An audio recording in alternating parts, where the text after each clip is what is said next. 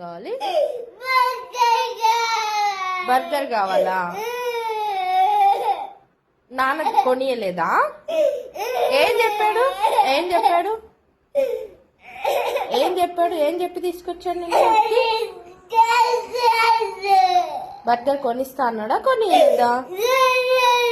కొనియలేదా? ఎందుకు కొనియలేదు? ఎందుకు కొనియలే? ఎందుకు కొనియలే? ఏం చెప్పానన్నా నీకు? మన ఇంట్లో ఎగ్జిట్ చేసి ఆమె తినేసి వెళ్ళి తెచ్చుకుందామన్నా కదా. మరి ఏం చేద్దాం మరి?